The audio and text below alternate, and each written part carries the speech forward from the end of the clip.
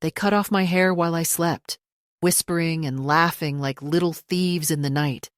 And when I opened my eyes, I saw their phones pointed at me, my own granddaughters capturing the humiliation, saying with cruel delight that old witches don't need beauty, as if the long silver strands that had traveled with me through decades of sorrow and celebration were nothing more than weeds to be trimmed away. I am 81 now, and I live alone in a modest apartment that overlooks a concrete courtyard where pigeons strut with the authority of kings.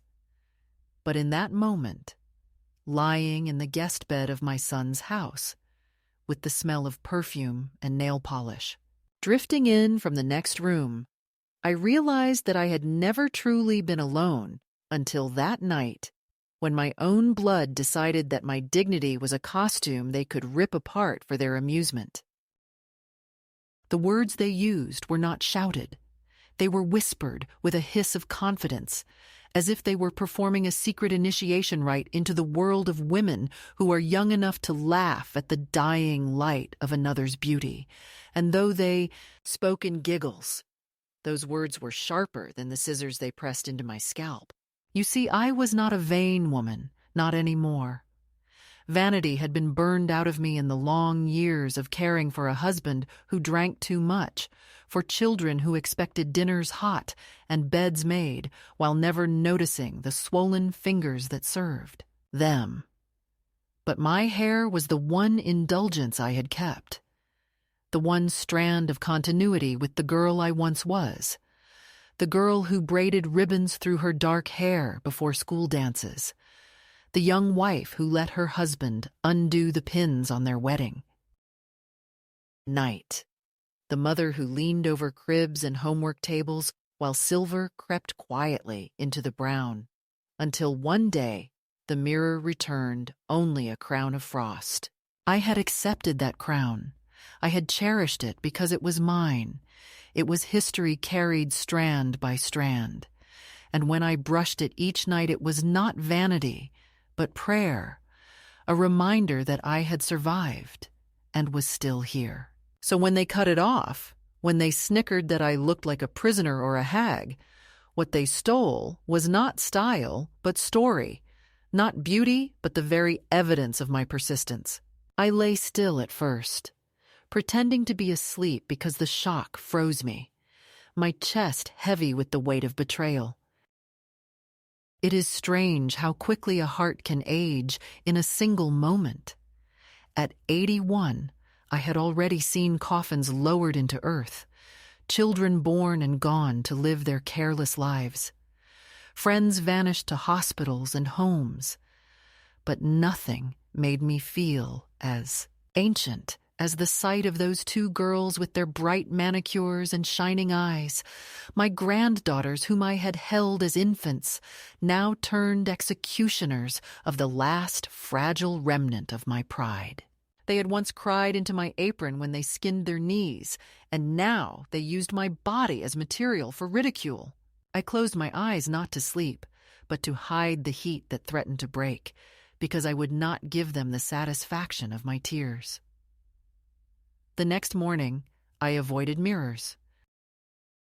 I tied a scarf around my head and moved through the house like a ghost, careful not to meet my son's eyes. He was busy, always busy, papers in hand, phone pressed to his ear. But even if he had looked at me, he would not have seen what I carried. For years, he had seen only what was useful. My presence when he needed childcare, my pension when bills piled high, my silence when his wife sighed too loudly at the inconvenience of an old woman living too long. That day, as the girls scrolled through the photos of my shorn head, showing each other and laughing in cruel bursts, I realized that invisibility had turned into something worse.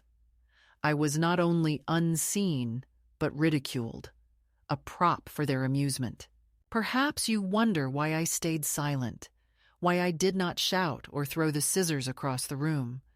The truth is that age teaches you a different kind of endurance. You learn that if you shout, you become hysterical. If you weep, you become pitiful. If you complain, you become ungrateful. I had spent a lifetime being told to lower my voice, to calm down, to let things pass, and those reflexes hold tight even when you are cut to the bone. But silence is not the same as surrender. Beneath that scarf, beneath the humiliation, something else began to stir. Not rage exactly, but a clarity sharper than anger. They had taken something that could not be returned, and so the only answer was to create something that could not be taken away. That was the moment, though I did not yet know it fully, when the story of my life shifted. Until then, I had thought myself in decline, a woman at the margin waiting quietly for the world to forget her. But lying in that bed with my hair scattered on the floor like feathers from a wounded bird, I understood that forgetting was no longer an option. I had been marked, scarred, shamed, and from that mark, a new path began to open. It is strange how sometimes it takes cruelty to carve out space for freedom. How sometimes the insult you thought would bury you becomes the blade that cuts you free from the ropes you had accepted as natural. I tell you this not because I enjoy remembering it, but because I cannot forget. The scissors were cold, the laughter hot, the words unforgettable.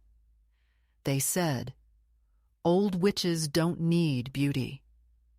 I say now, witches survive. Witches remember. Witches transform. At 81, I was given the gift of humiliation, and though I would not have chosen it, I can say now that it was the spark that lit the final fire of my life. My name is Eleanor, and I am not finished yet.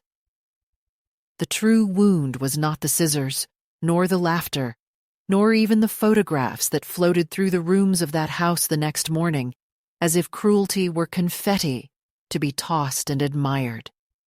But rather the moment when I sought recognition from the people who should have defended me and found only dismissal.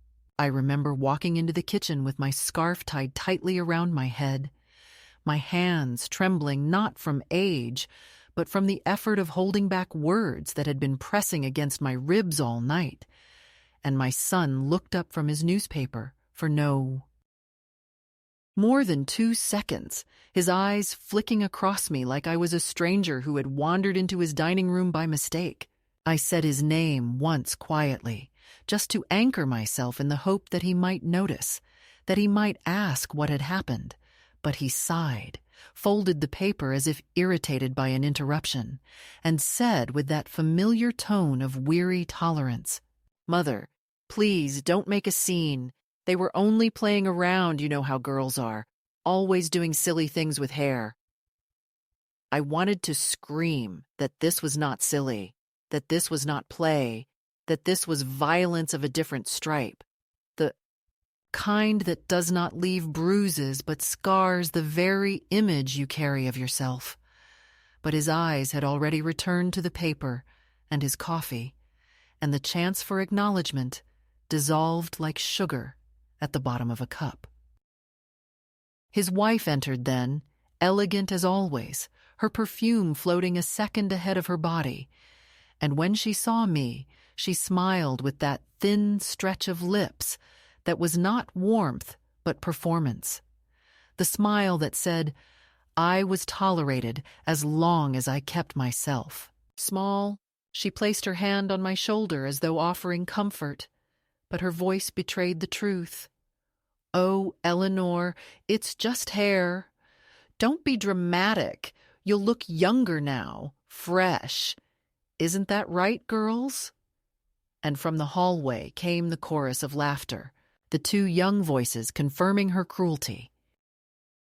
I had once paid for their braces, for their piano lessons, for the school uniforms their parents complained were too expensive, and now they rewarded me with mockery, their mother with indifference, my son with silence.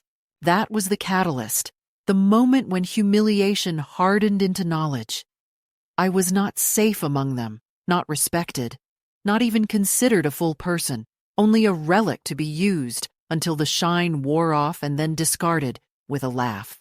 I excused myself from the table before my throat betrayed me, climbing the stairs slowly, gripping the rail as if each step might be my last.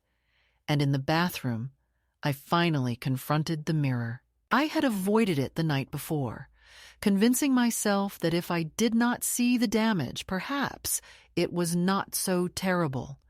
But mirrors do not lie the way families do, and what stared back at me was a stranger, a woman scalped of her history, the long.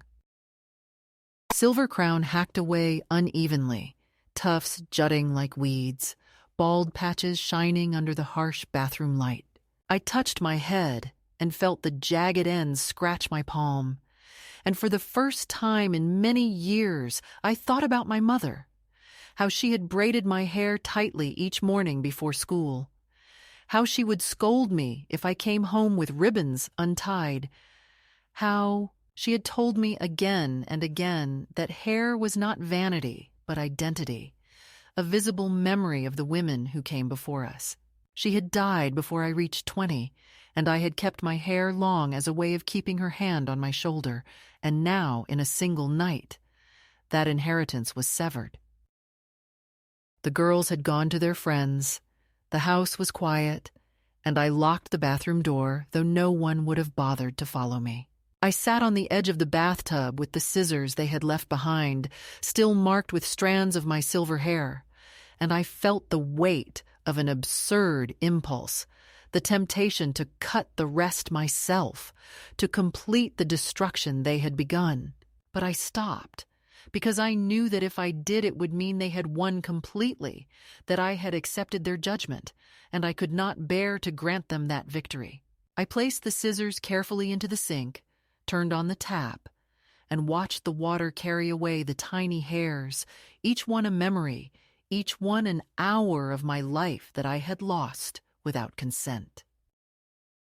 Later that afternoon, as they prepared to attend a birthday party for one of the neighbors, I heard my name whispered in the living room.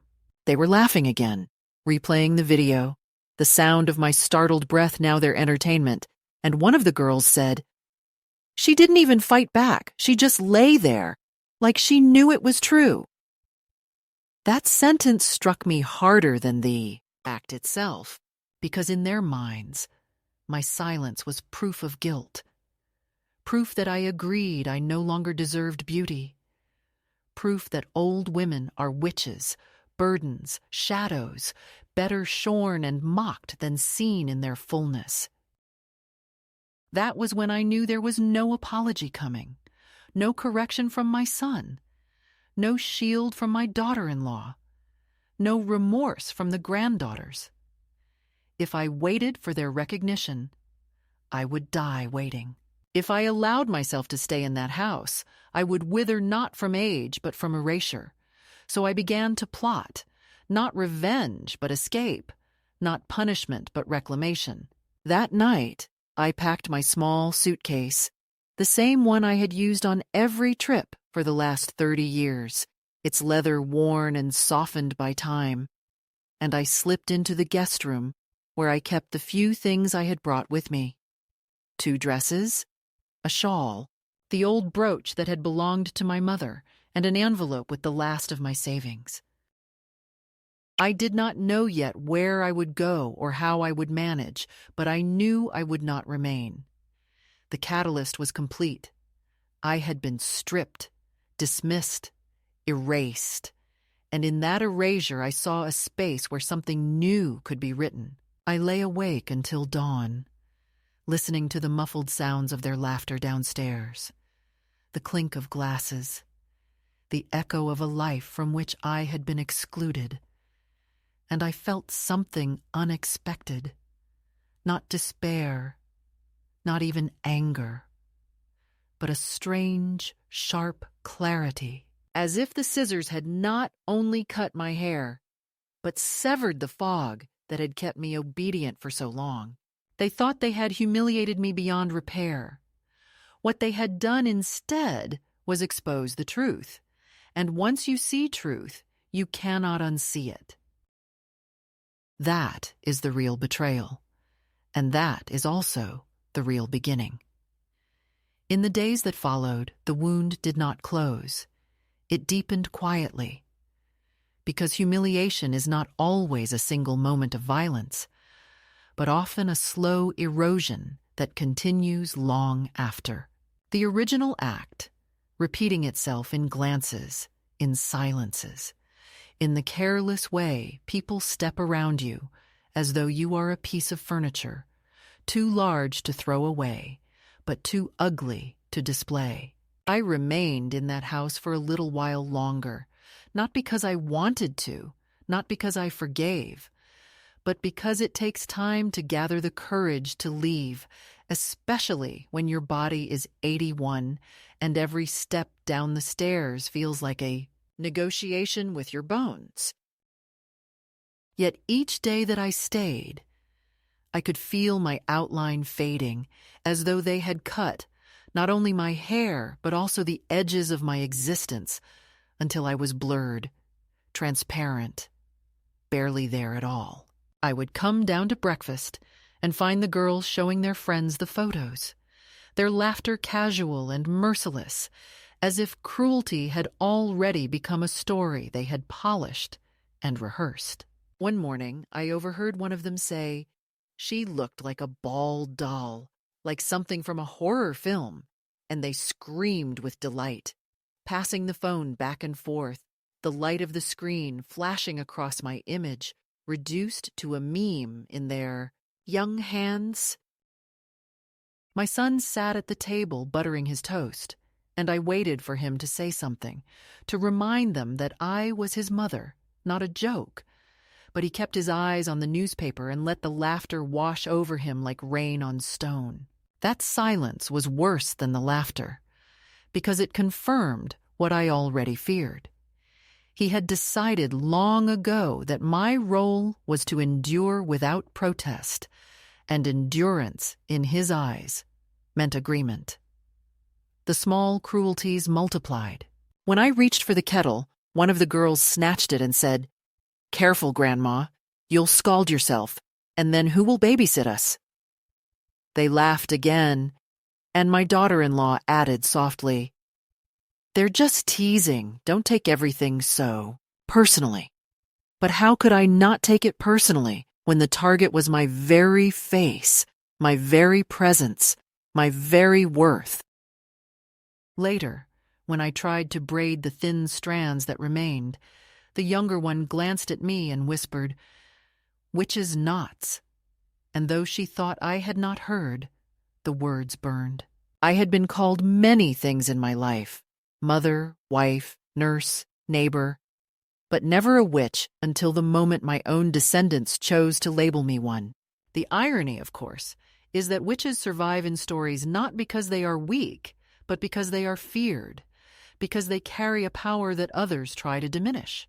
I began to think that perhaps being called a witch was not an insult at all, but a clue, a reminder that I still carried something they could not name. At night, I would lie in the narrow bed of the guest room and run my hands over my cropped head, the uneven bristles prickling my palms, and I would remember how my husband once stroked my hair when it was still dark and heavy, how he had said that it was like holding onto a rope that kept him steady when the world pulled too hard. That rope was gone, severed by scissors wielded not by enemies but by kin, and I felt untethered, drifting. Yet in that drifting there was also a strange possibility, because when you no longer belong anywhere, you are free to go anywhere. It is a terrible and liberating thought, the realization that the home you have clung to for decades is not a home at all, but a stage on which you have been cast as a silent prop. Once you see that clearly, you can either continue playing the role or you can walk off the stage. The escalation was subtle, not dramatic, because cruelty in families rarely announces itself with thunder. It seeps like water into cracks. It settles into everyday gestures until it feels normal. They stopped asking me to join their outings, saying, "It's just friends, you'd be bored." They left me behind when they went to restaurants, claiming the tables were too small. They began to refer to me in the third person while I was in the room. "She doesn't eat much. She won't mind waiting. She's fine on her own." As though I were deaf. As though I were furniture.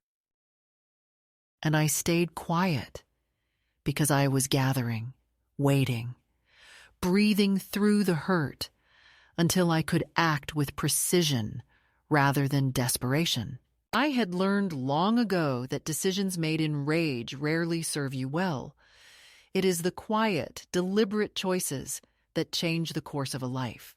One evening, I sat alone in the garden while they laughed inside over a television show, and the night air pressed cool against my bare neck, reminding me again of what was missing.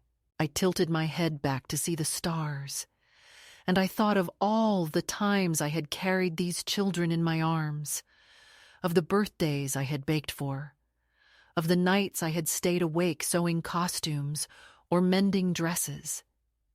And I realized that they would never count those hours, never measure that devotion, never honor what had been given.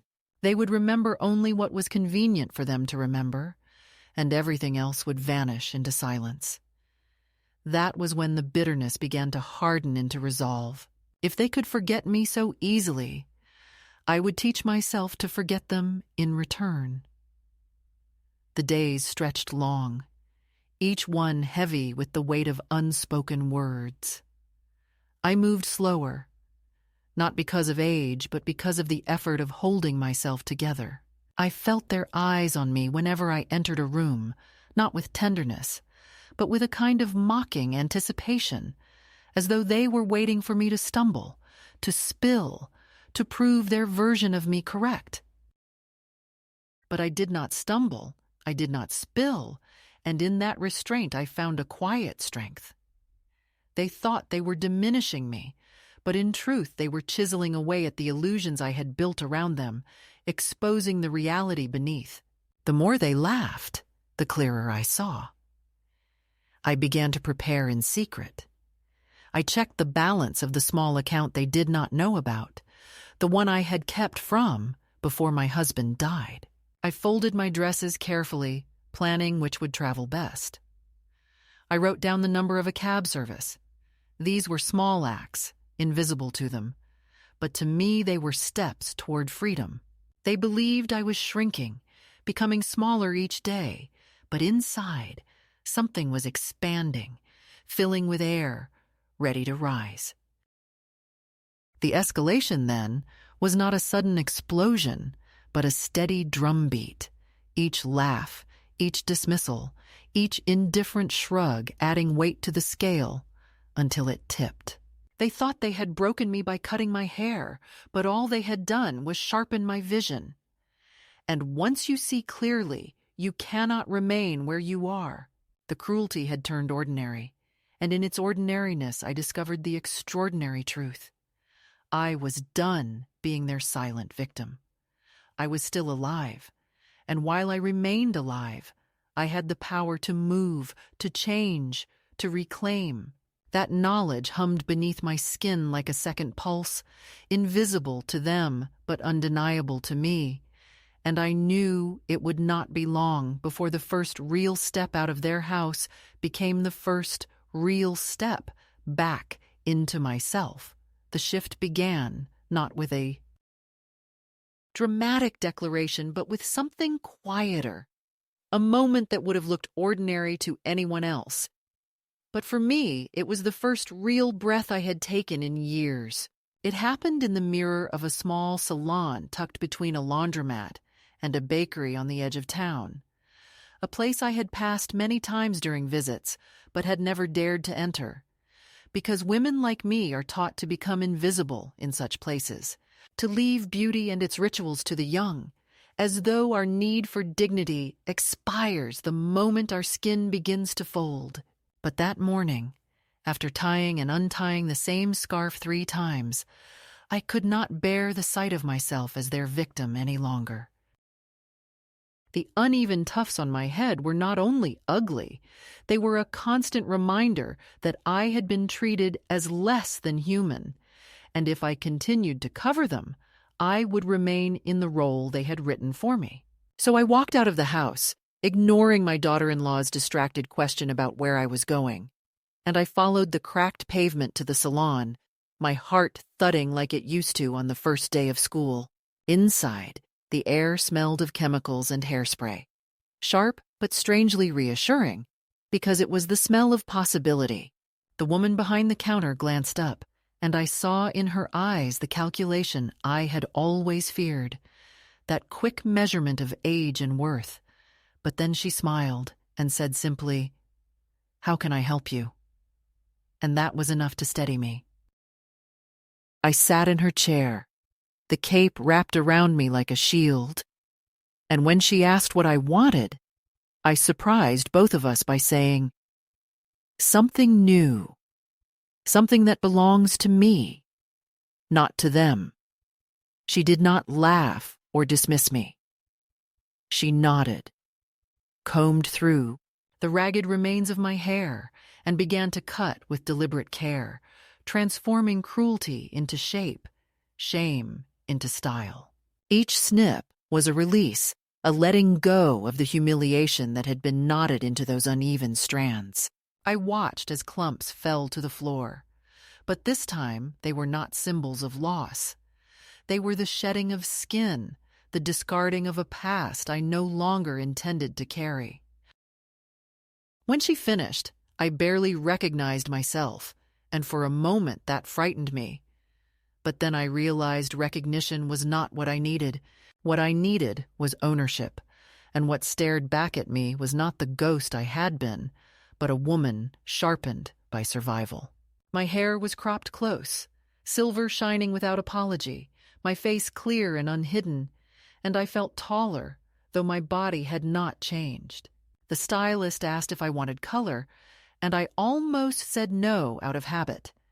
But then I thought of the laughter, the word witch, the dismissal, and I said, "Yes, give me something bold." She chose a tone with a hint of copper, not garish, but defiant. And when she spun me to face the mirror again, I felt as though I had been crowned. It was not the crown of a queen in a fairy tale, but the crown of a woman who has survived indignity and stands anyway. Leaving the salon, I stepped into the street with my head uncovered for the first time since that night, and the sun caught the copper glint, startling me with its brightness. Strangers looked at me, not with pity but with curiosity, and I realized how long it had been since I had drawn any gaze that was not dismissive. I stopped at the bakery next door and bought myself a small pastry, something I had denied myself for years because sweets were wasteful, indulgent, unnecessary. But that day it was none of those things. It was communion. It was proof that I was still here, still capable of choosing. I ate it slowly, savoring each bite, and I thought, if I can reclaim hair and sweetness, perhaps I can reclaim more. When I returned to the house, they noticed at once. My daughter-in-law looked up from her phone, startled, and forced a compliment that tasted of bitterness. My granddaughters whispered in the corner, their amusement curdling into confusion, and for once I did not lower my head. I stood in the doorway and let them look, because their laughter had forged this moment, and I would not shrink from it. My son barely raised his eyes, but I saw the flicker of discomfort there, the realization that perhaps his mother was not so easily erased. He muttered something about it being different and went back to his paper, but I no longer needed his approval. I had already given it to myself.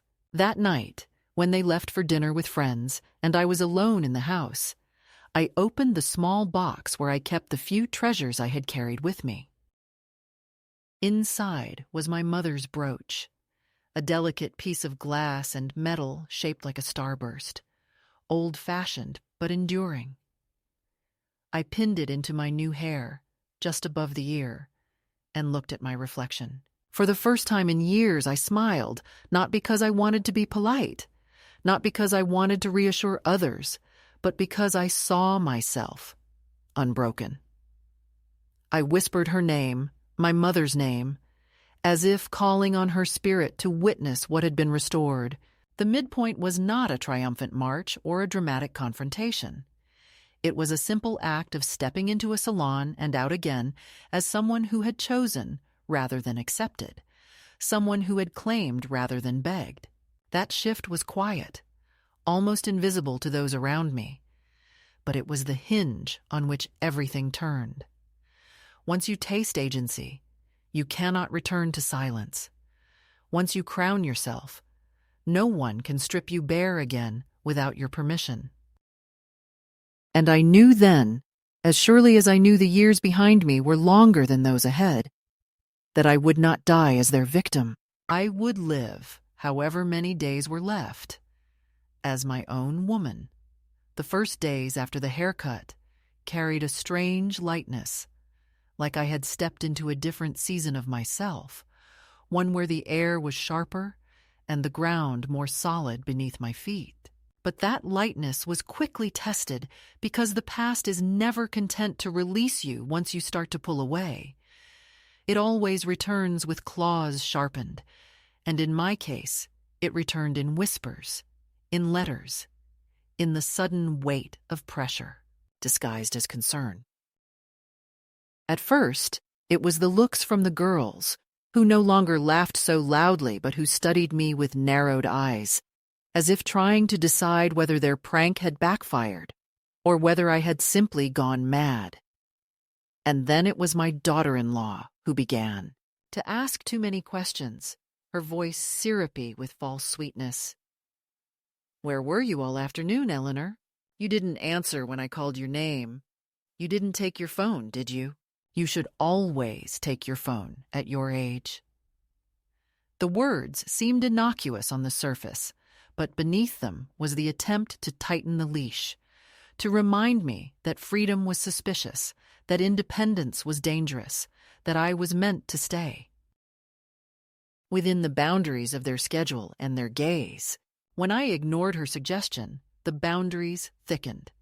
My son began to ask whether I was feeling confused, whether I had perhaps forgotten things lately, whether I needed him to make an appointment for me with a doctor.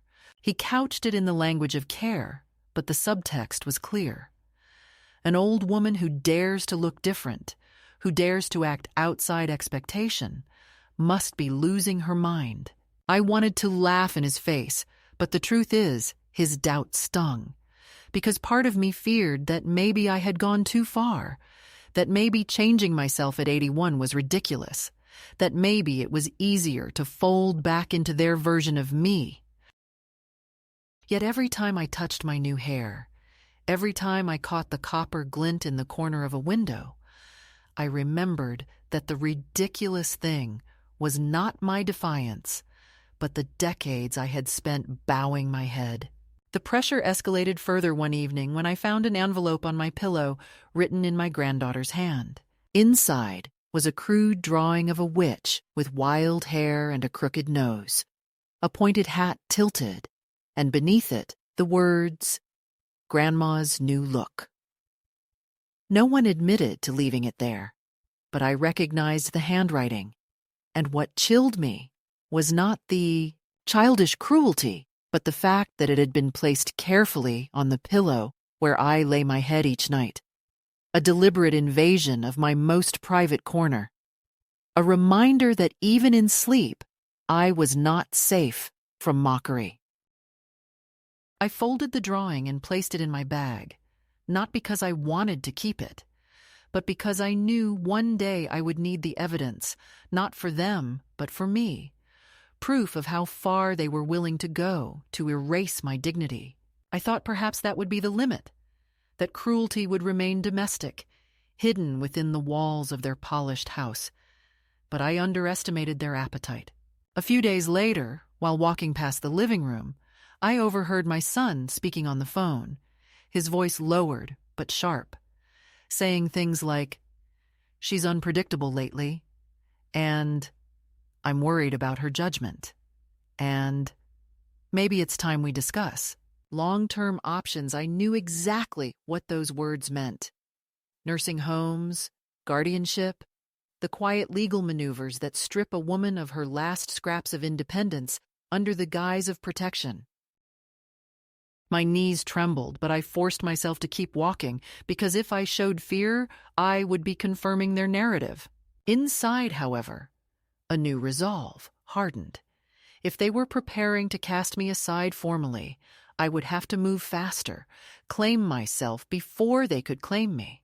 The next morning, as if to tighten the net further, my daughter-in-law appeared at breakfast with a brochure, smiling as she slid it across the table toward me. "Just some information," she said lightly. "No pressure, just options in case you ever feel tired of staying here. They have activities, other women your age, staff to help with your needs." I stared at the glossy photographs of old women painting watercolors, of tidy rooms with hospital corners, and I felt the cold press of the future they envisioned for me. Quiet, contained, managed, erased. I pushed the brochure back without a word, and she laughed, not offended but satisfied, as though she had planted a seed. My granddaughters giggled, whispering behind their phones, and my son pretended not to notice. But I could feel his relief that the suggestion had been made. It was in that atmosphere that a letter arrived, slid beneath my door by the youngest girl, who ran away before I could ask questions. The envelope was addressed to me in looping handwriting I recognized instantly. My eldest granddaughter, the one who had moved away for university, the one who rarely visited. Inside, a different kind of cruelty, subtler, coded in concern. "Grandma, I saw the pictures they sent, and I'm worried about you. You don't look well. Maybe you should let Dad take care of things. We all want what's best for you." The photographs. They had sent them around, sharing my humiliation beyond the walls of the house, circulating my shorn image as evidence of my decline. My face burned as I realized that my suffering had been broadcast as family entertainment, disguised as a cautionary tale. It was not enough for them to laugh privately. They needed an audience. I sat with that letter for a long time, my hands trembling, not with weakness but with fury so controlled it felt like stone inside me. And it was then that the second escalation truly took shape.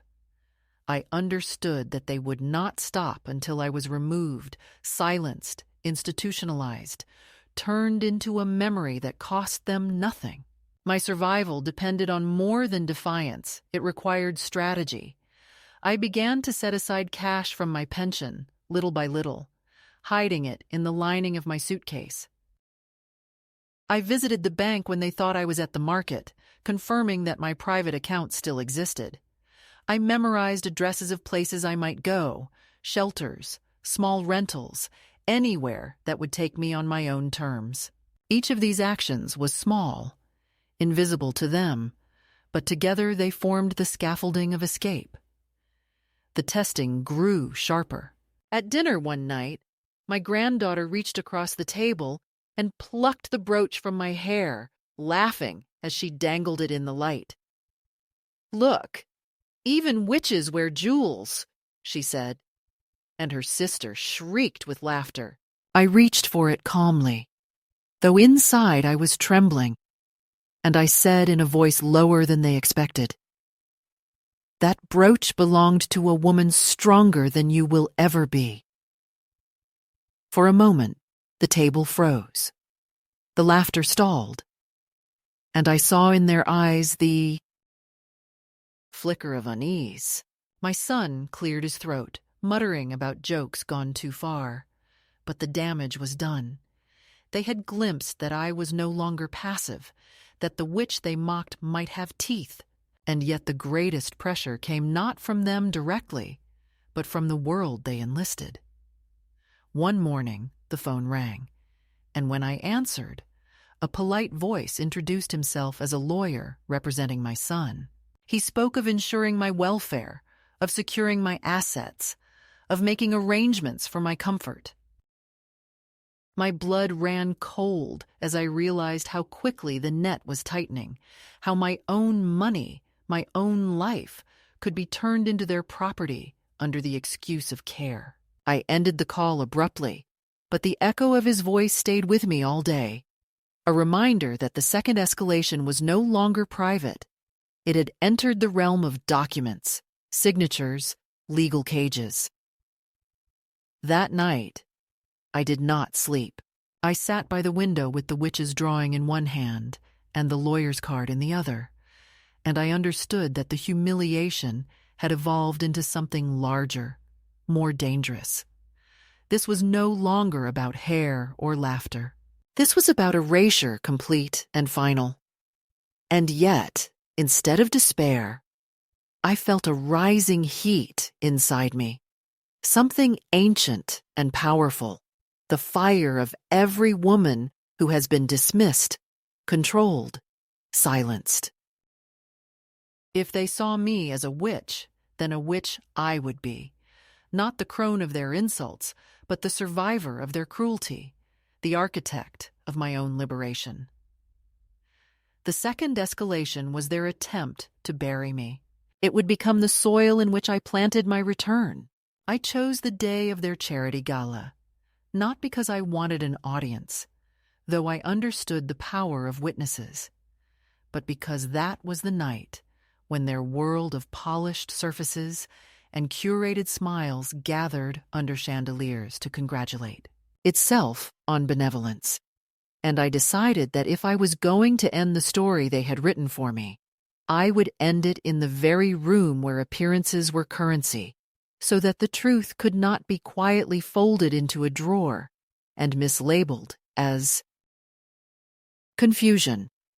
In the morning, with the house still drowsy and my son's tie not yet knotted, I walked to the bank with my mother's brooch in my pocket and the witch drawing tucked flat in an envelope, and I sat with a notary whose lipstick had bled a little into the corners of her mouth while I signed a brief, unsentimental letter rescinding any imagined permission for others to manage my affairs, naming myself as the only steward of my accounts and my decisions. And then I took a second sheet of paper and wrote to the lawyer who had phoned me with honeyed concern, informing him that any further contact under the guise of protection would be treated as harassment, that I had retained independent counsel, that I was of sound mind and sounder will. And as the notary stamped her seal, I felt a click inside me, the precise sound of something locking into place. After the bank, I walked not to the market where they expected me to purchase lettuce and approval, but to the salon where the copper glint had first taken root, and I asked the woman who had lifted me from humiliation to introduce me to someone who could do with metal what she had done with hair, and she brought out a quiet friend from the small room at the back, a milliner with nimble fingers who listened while I told her that my granddaughters had cut me in the night and that I refused to arrive at their gala covered, and she spread a square of black velvet on the counter, considered my face, considered the brooch, and then bent to her work. I had saved a few long strands from the floor on that first terrible morning, tucked them into a plain envelope that I could not bear to open, and when I handed them over, she did not flinch or offer pity. She simply worked them into a thin circlet with wire the color of musk sunlight, setting the starburst brooch at one side so that it would catch the light like a small, defiant sunrise. And as the piece took shape, I felt the tremor in my hands transform from shame into anticipation because I understood I was watching the insult being remade into a declaration. I went home with a rectangular box and an appointment I had made with myself, and I kept my steps measured because I wanted no one to smell triumph on me before it ripened. And when my daughter-in-law asked absently whether I had picked up the sparkling water for the evening, I said yes in a voice that gave nothing away, because the most efficient way to surprise those who consider you predictable is to let them feel safe. I dressed early, not in anything new, because I have learned that the oldest things carry the most authority when you ask them to. So I fastened the navy dress that had borne baptisms and funerals, and the night I forgave a debt I should not have forgiven. And I polished my low heels, and as the house hummed with caterers and the rented clink of glassware, I opened the box and lifted the circlet, light as a promise, and I set it into my copper hair so that the starburst rested just above my left temple, a reminder that a woman's crown is not bestowed. It is assembled from what she refuses to surrender. At the last moment, while they were at the door greeting donors with practiced laughter, I slipped the letter to the lawyer into the mail slot, and I left a second sealed copy on my son's desk, waited with the witch drawing so that he could match his version of me to the woman who would no longer sit quietly in the corner. Then I took my small velvet bag, the bright one with room for a wallet and a spine, and I walked out without asking for a ride, because I wanted to feel the pavement choose me.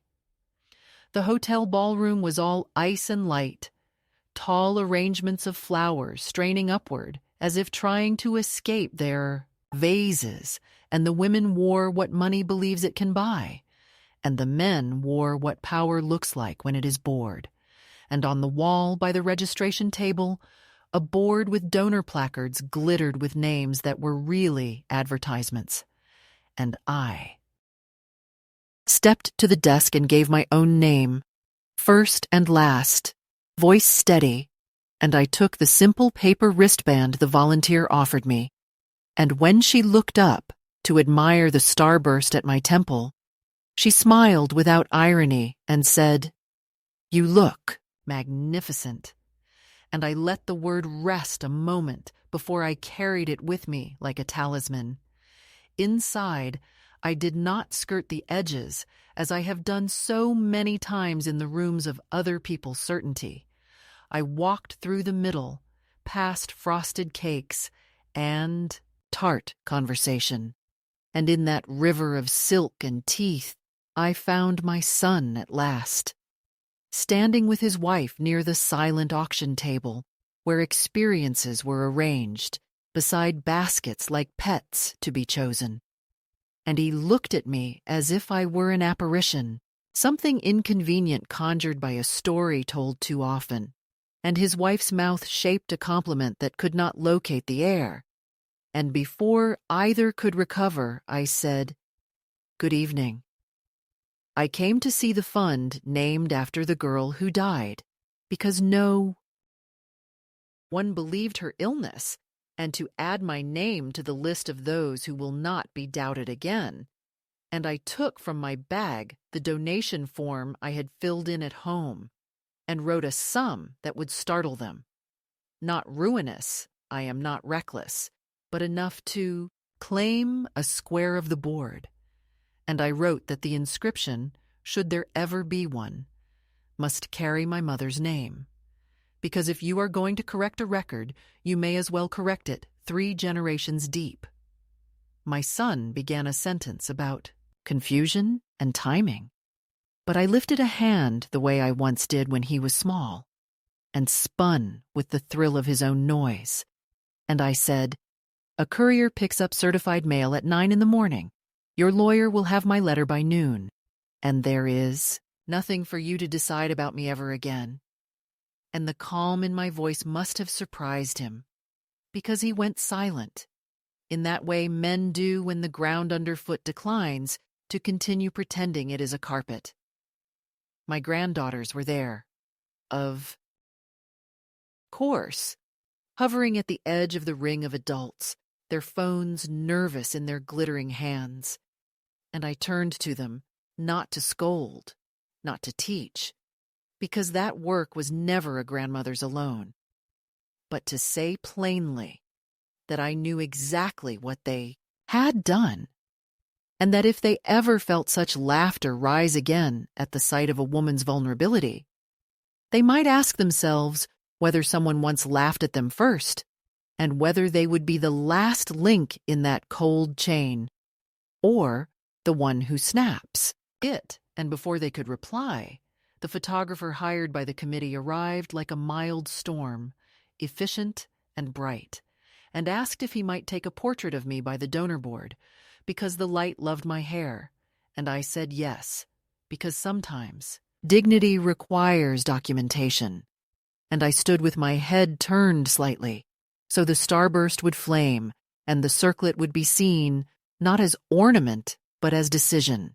And the shutter clicked, and I felt the peculiar quiet that comes when an irreversible act has completed itself without spectacle, the way a door closes gently when the room beyond has already been emptied.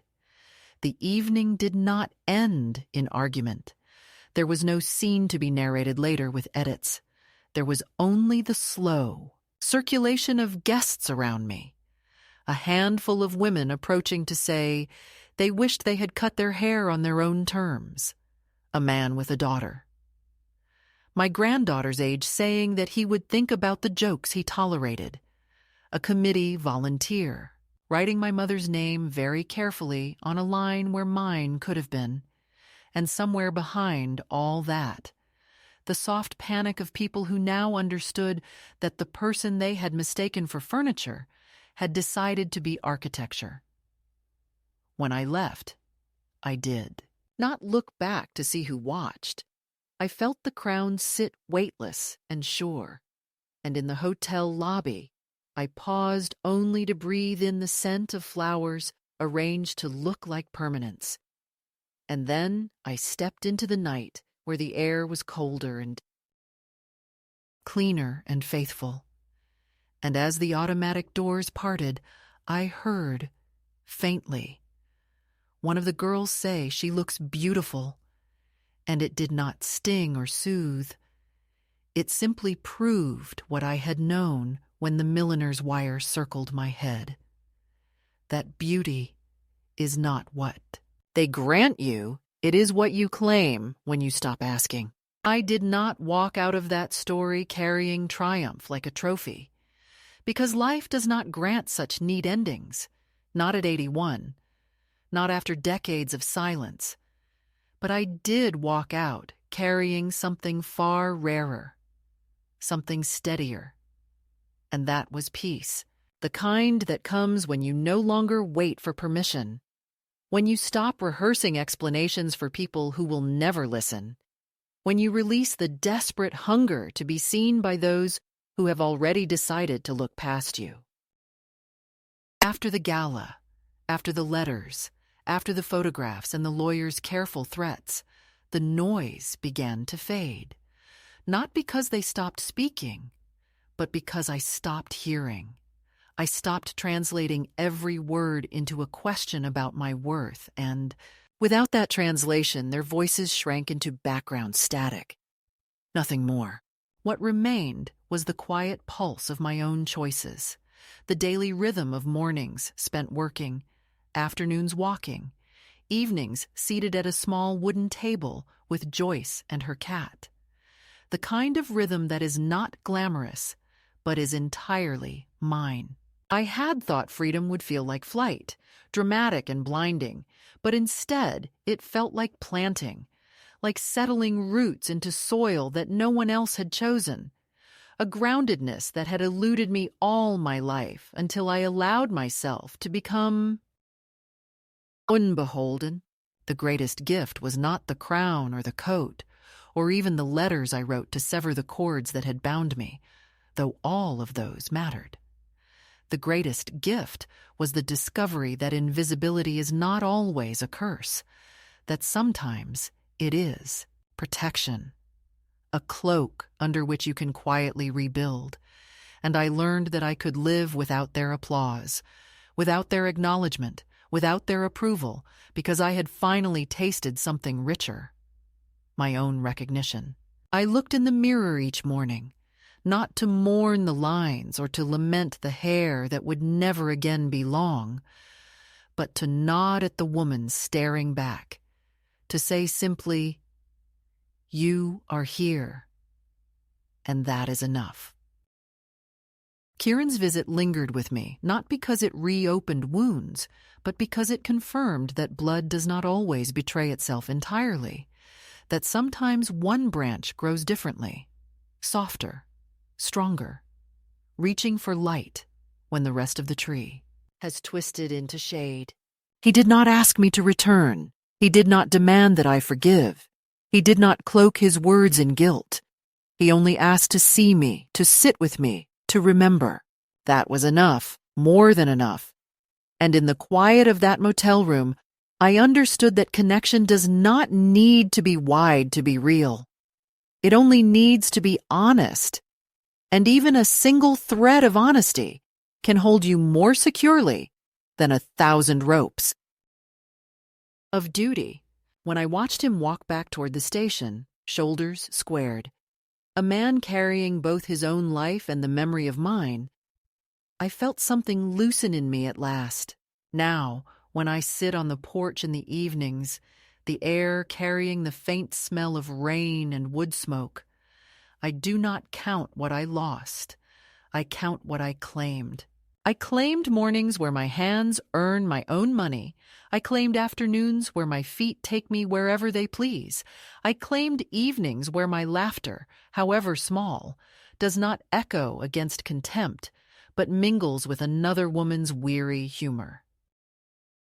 I claimed the right to stop answering questions designed to shrink me. I claimed the right to speak when I wanted and to remain silent when I chose. I claimed the right to hold on to a brooch, a coat, a recipe, not because anyone else valued them, but because I did.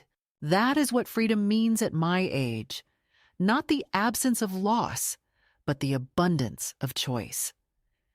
I do not pretend that loneliness has disappeared. Some nights the silence presses too heavily. Some mornings I miss the chaos of children, even if that chaos once bruised me. Some afternoons I see a mother and daughter laughing in the park and feel the sharp ache of what will never be repaired. But loneliness is not emptiness. It is space.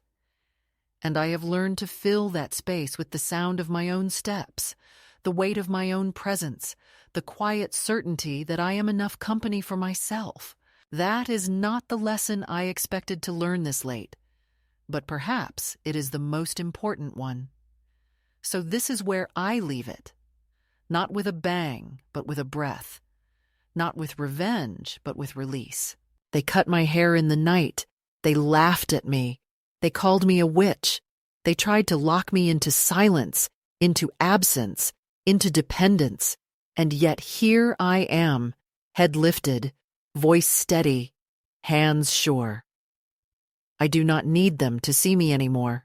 I see myself, and that is the only gaze that was ever missing.